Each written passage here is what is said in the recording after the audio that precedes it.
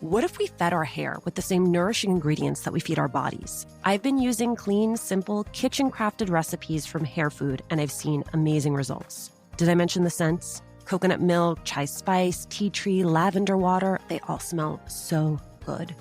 Every Hair Food product is free of sulfates, parabens, dyes, and mineral oils. So if you're looking to nourish your hair, like really nourish it, try Hair Food. Look for it at Amazon, Walmart, and Target.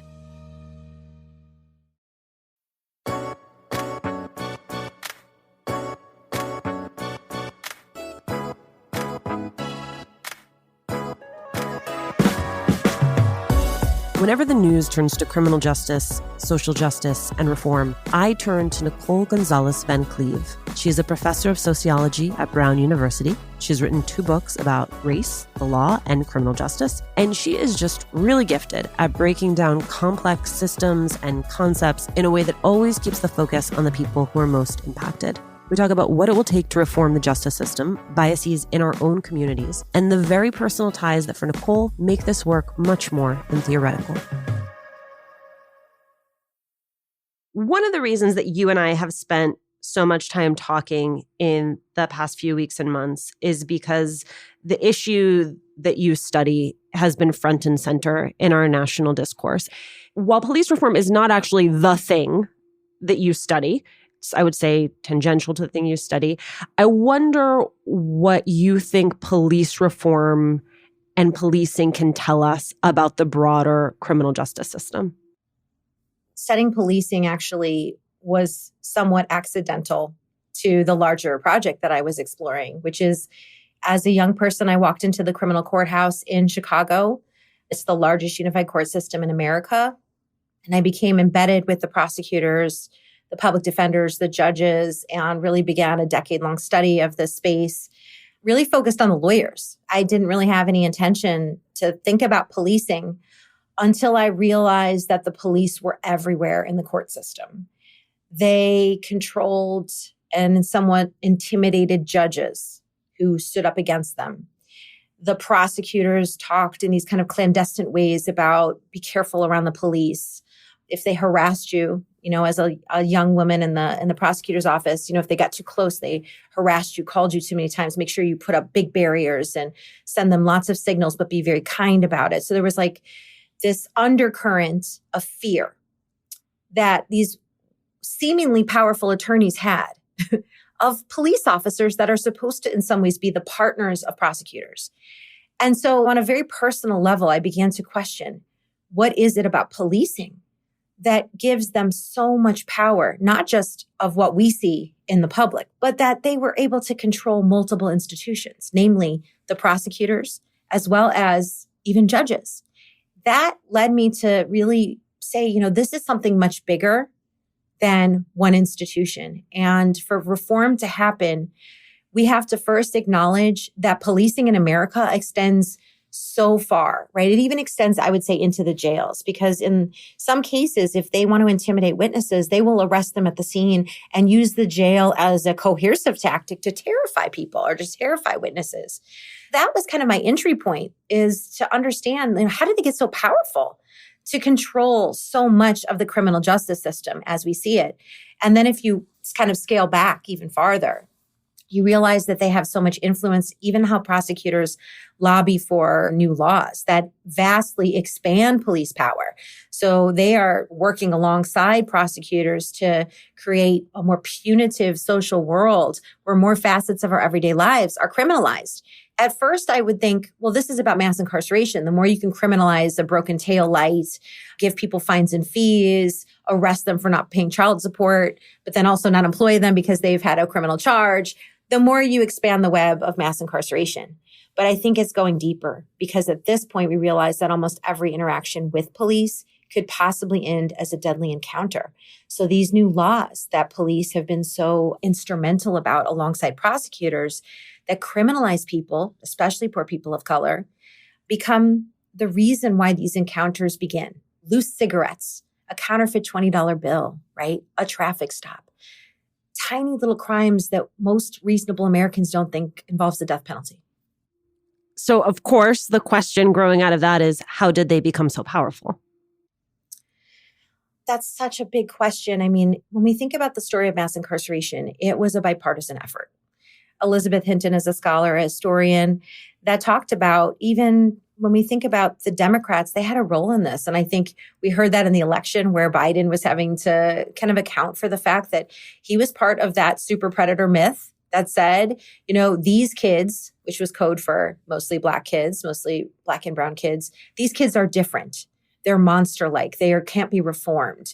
And so there was this political momentum and will around incarcerating more people. And certainly I think that's an undercurrent of racism, the legacy of racism, seeing Black children or Latino children as different from white children is not being able to be reformed.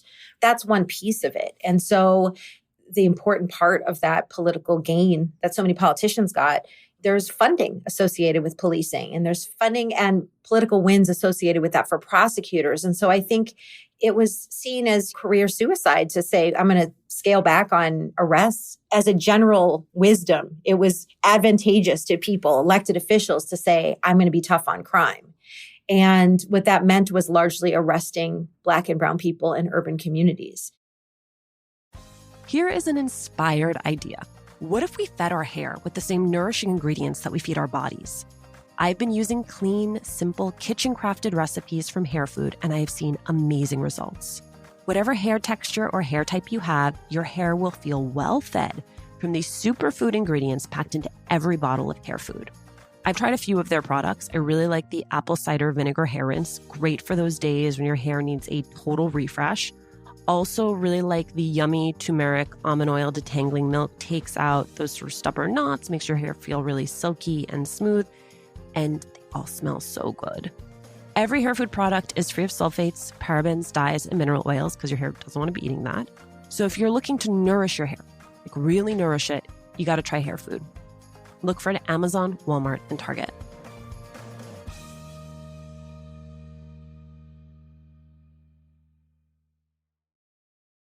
Latina to Latina is supported by First Republic Bank. I mentioned before that I opened an account and how much my personal banker, Lisa, has helped me along the way. I've now started using the First Republic mobile app, and I love it. I securely deposit checks, transfer money, and contact my banker, Lisa, directly, anytime, anywhere. As a client, the First Republic mobile app is my connection to customized solutions designed to meet my financial needs, no matter the size. Download the First Republic mobile app today from the App Store or Google Play. To learn more, visit firstrepublic.com. That's firstrepublic.com. Member FDIC, Equal Housing Lender.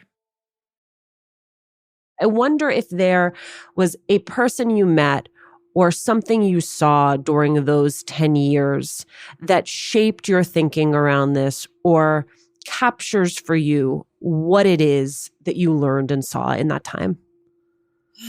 Well, when I was writing the book, Crook County, the book starts and I'm, 22 years old, and the book ends and I'm in kind of my mid-30s, and I'm reflecting upon all those years.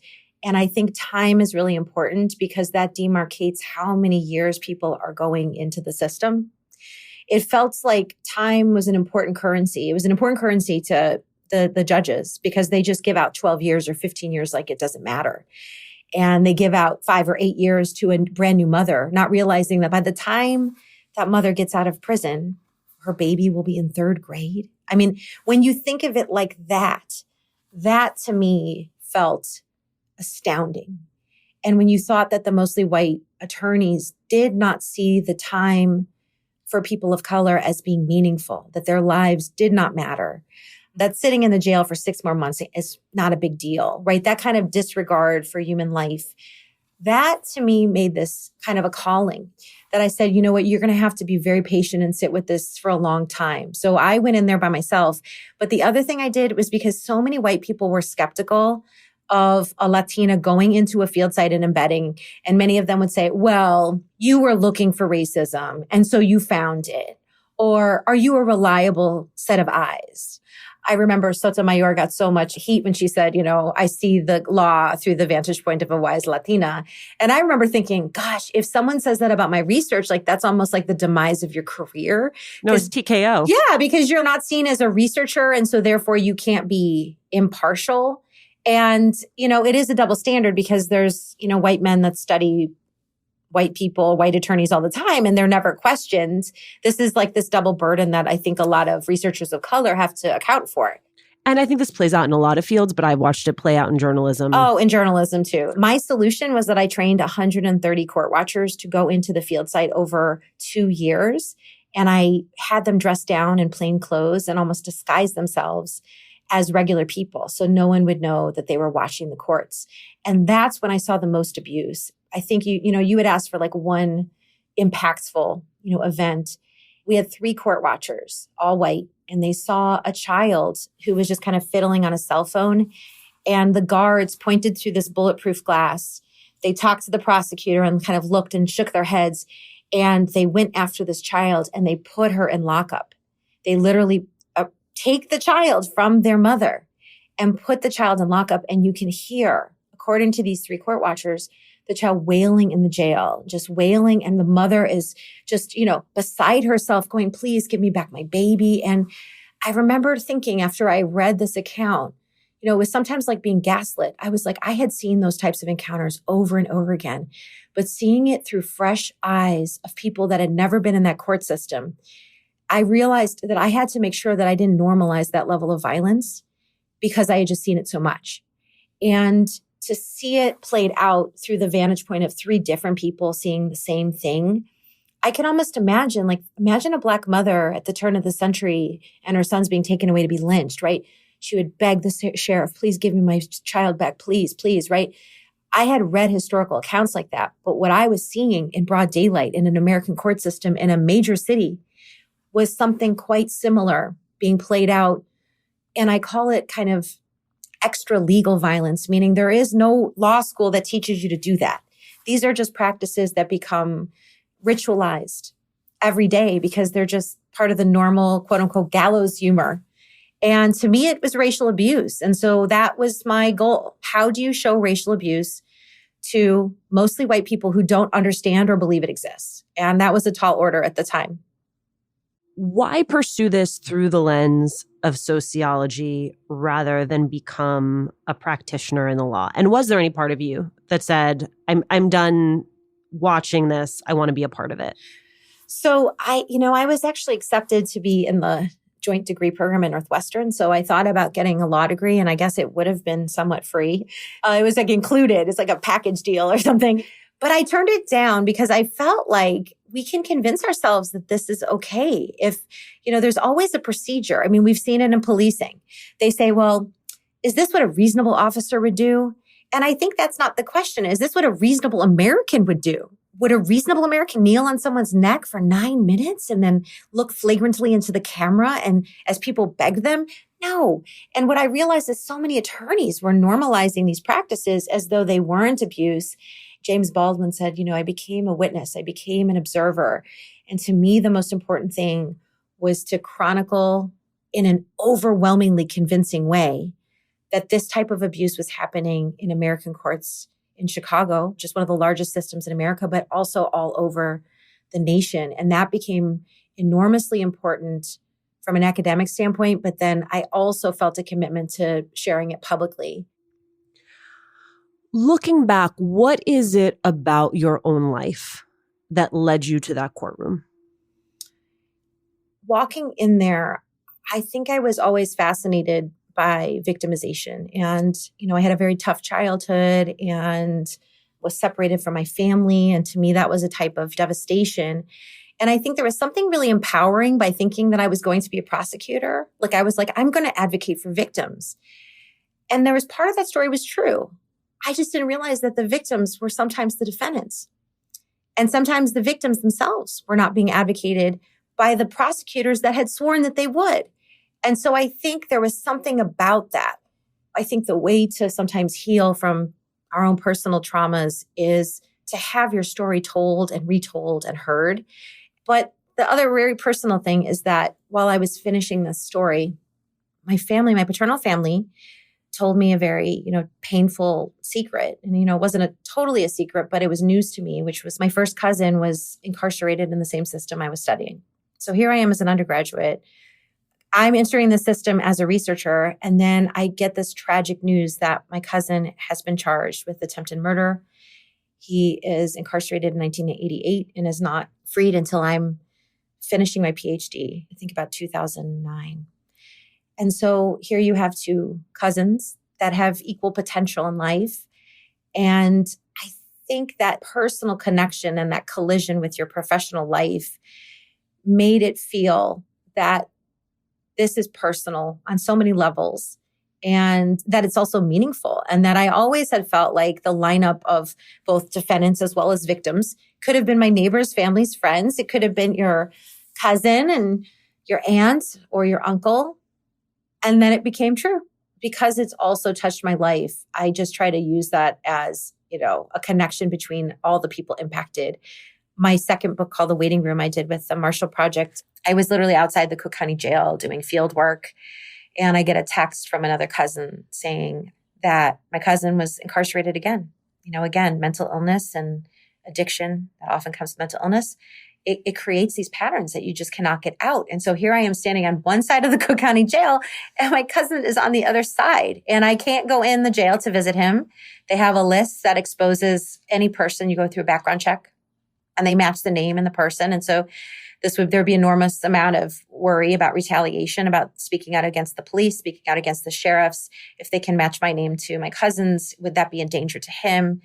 Again, this is the type of violence that extends through families and has a cascading effect, a ripple effect that even someone who now has a PhD and now can advocate and do all these great things that are somewhat empowering, that you still are subjected to that very same system because it's just so vast.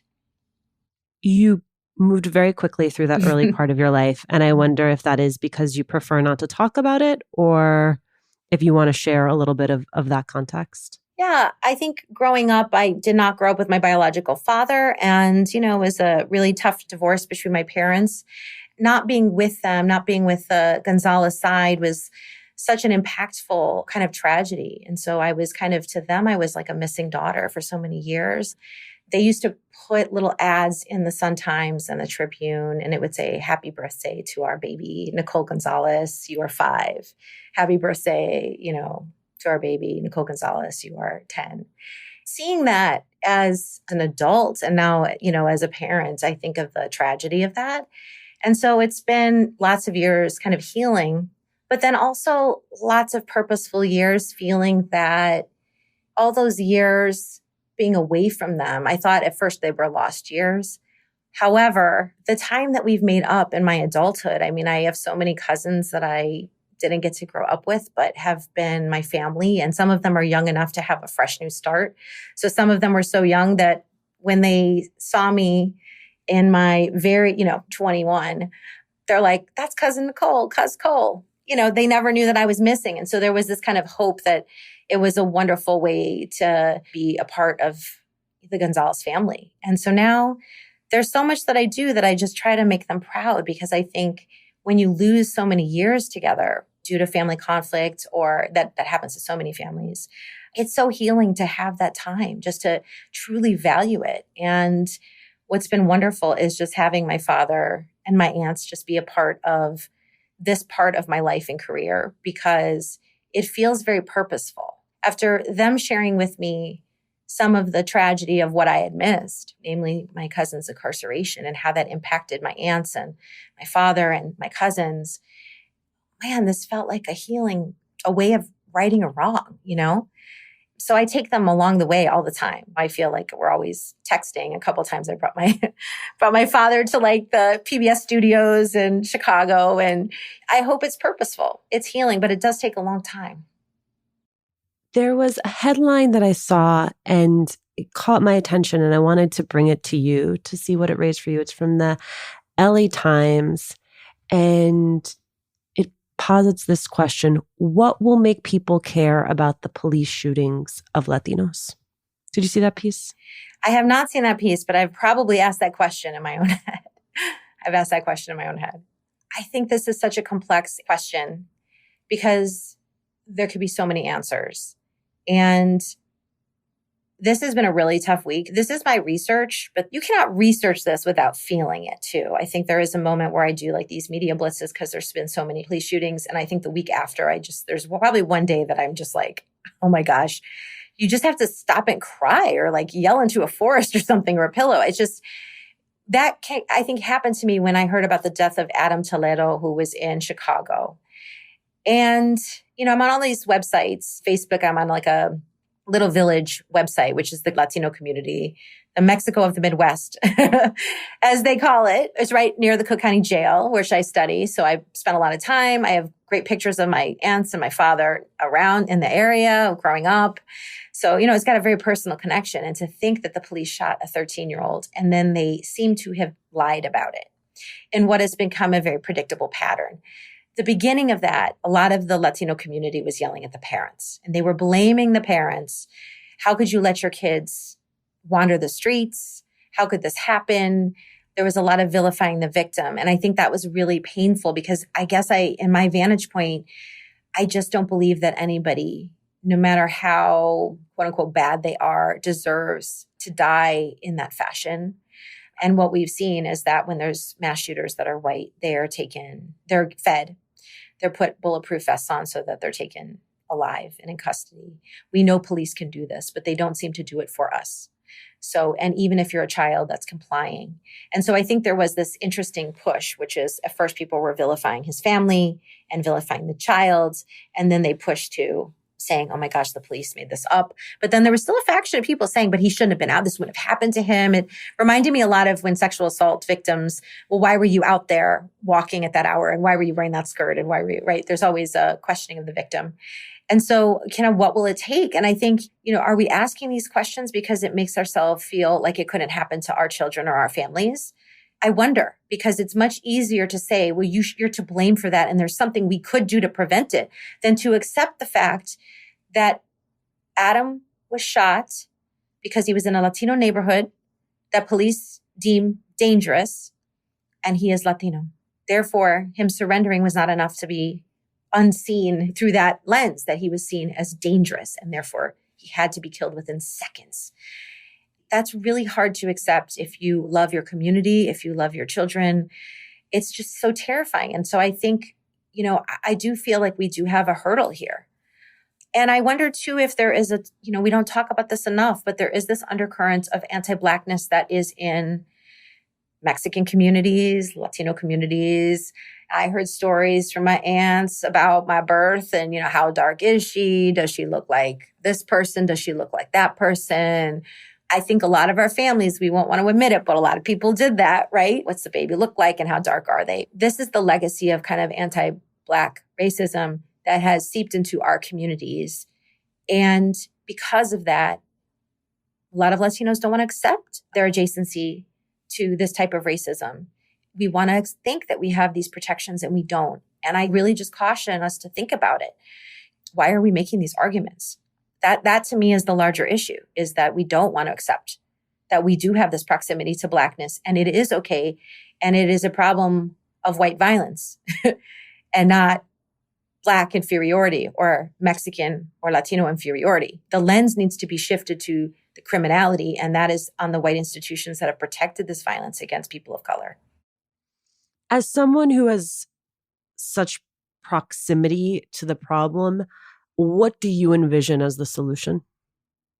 It was probably 2015, and that was the shooting death of Laquan McDonald in Chicago and the cover-up by the Chicago police, the failure to charge by Anita Alvarez, another Latina from Little Village. She was the prosecutor. So I always say we also can create harm in particular ways, and we got to reckon with that.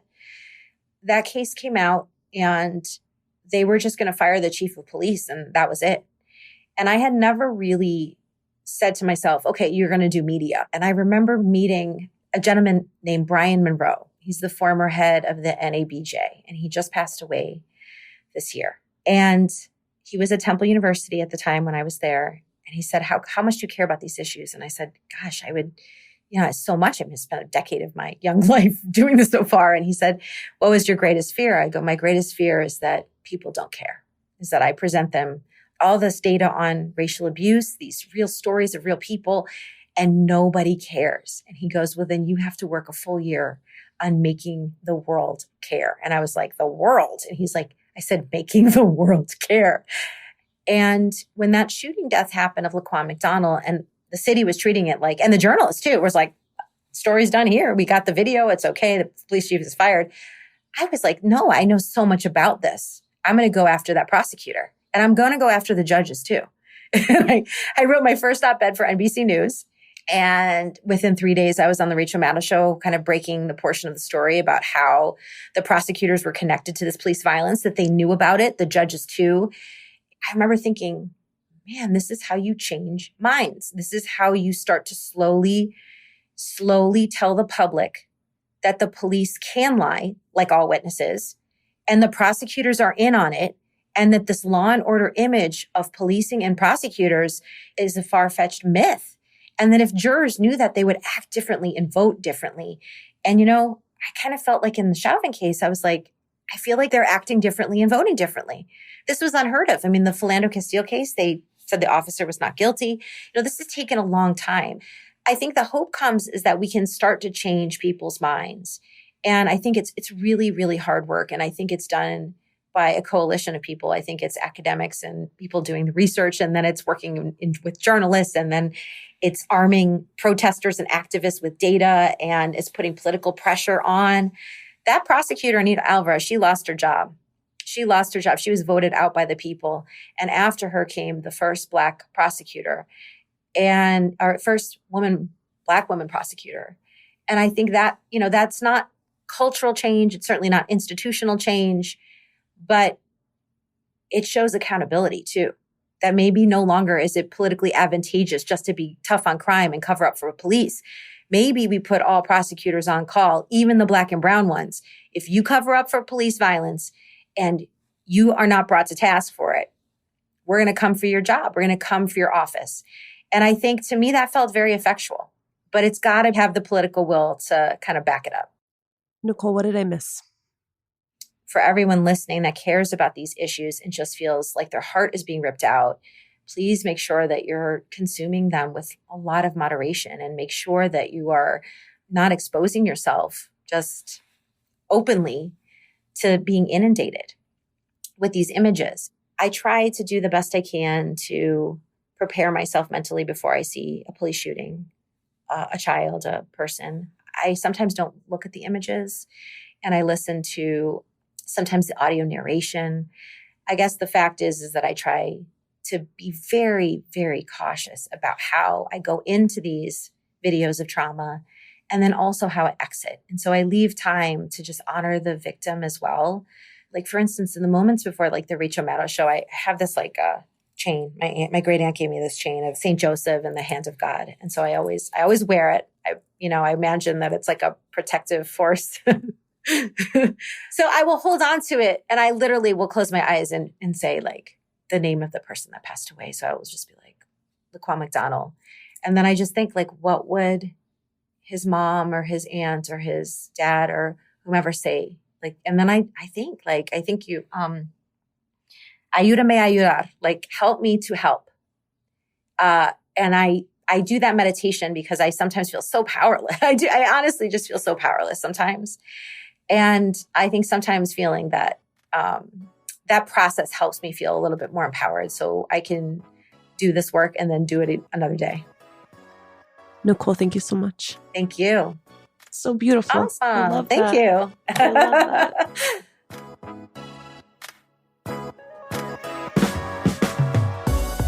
Thank you for joining us. Latina to Latina is executive produced and owned by Juleka Lantigua Williams and me, Alicia Menendez.